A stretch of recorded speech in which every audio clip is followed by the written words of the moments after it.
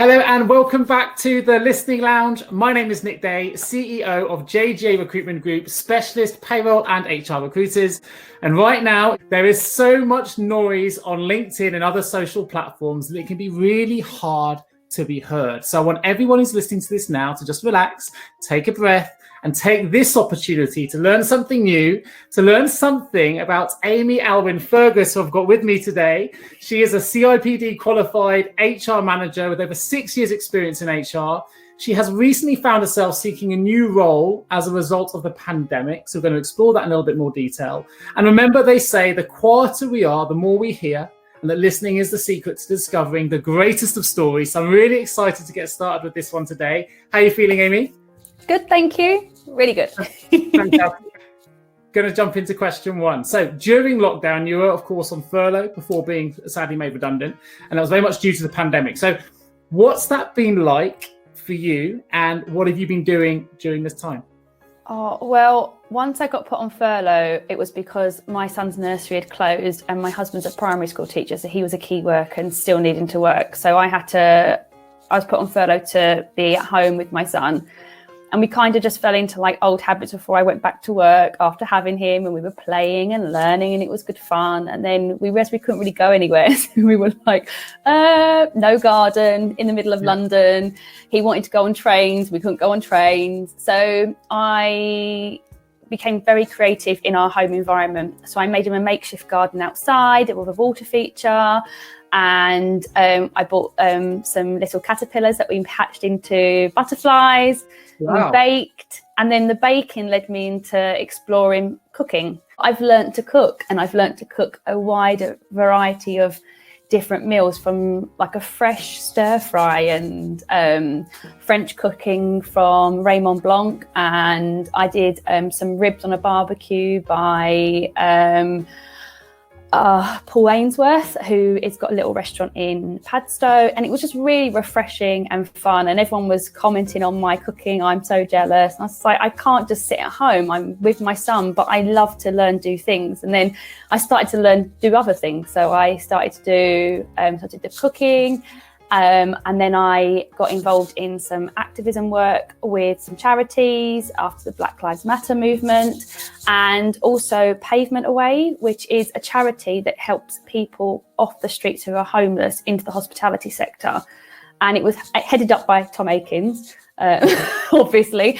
And he challenged people to cook a dinner in 5 minutes. So I tried it and I recorded it and I sent my recipe along.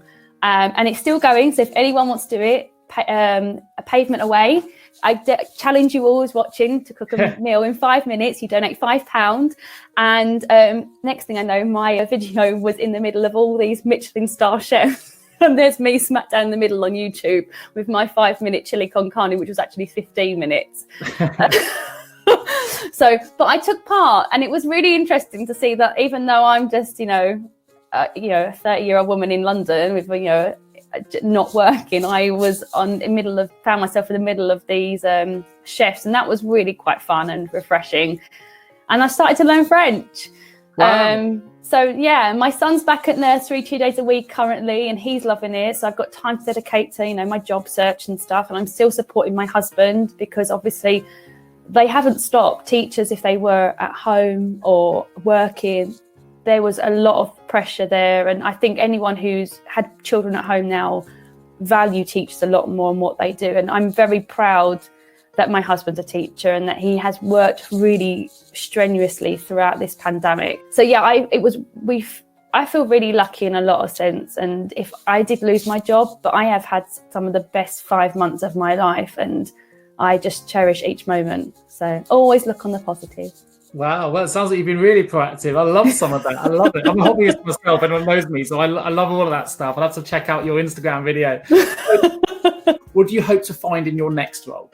I want to find a role where I can bring, as everyone wants to, bring all their experiences to the table for a company. But I'm known amongst my family and friends. I'm really different. I am always positive. I'm always like, come on, let's get up, let's get on, let's do things.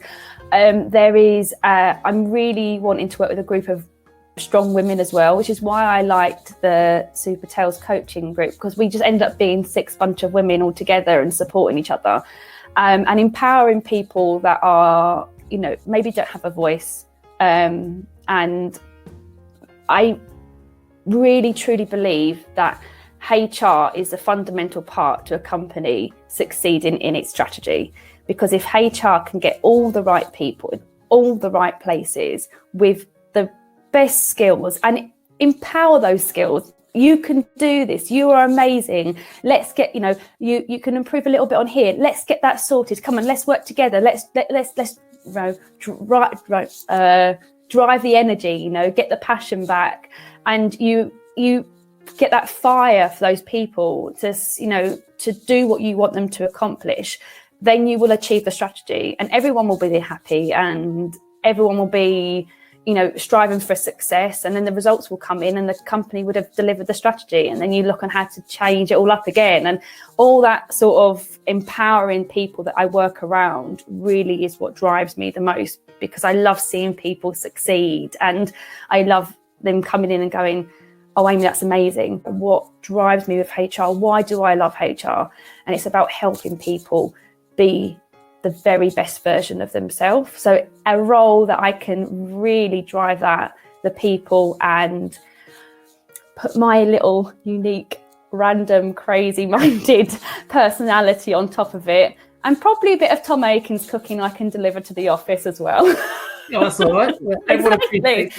Or Mary Berry Bake. Yeah, I'm all over that. I hear you make an amazing carrot loaf. I've heard about your carrot loaf, so yes. I can hold you to that. So thank you. There were 3 questions on the listening lounge. My last question is this, and you seem to have achieved a lot during lockdown, but what is your greatest achievement? My son. Of course. He is the reason that I can pick myself up now over absolutely anything.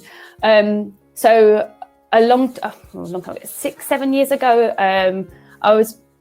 we wasn't engaged, me and my husband, we were just like a couple of years into dating, and I found out that I had a small binary tumour and something called prolactinoma, and I would basically really not be able to have children, or it would be very difficult to.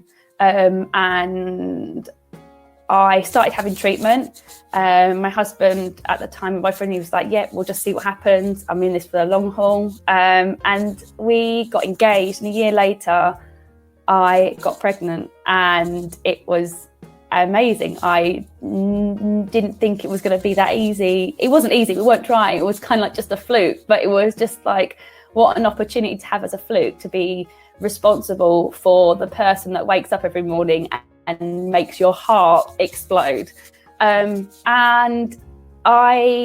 He is the reason why I want to go back to work. He is the reason why I wanted to learn to cook. He's the reason why I want to learn French, because I want to teach him French. He drives everything I do. I want him to grow up and go, I had a mum who did this and did that. I'm really proud of her. She was an influential, powerful woman, and I want him to be proud of me.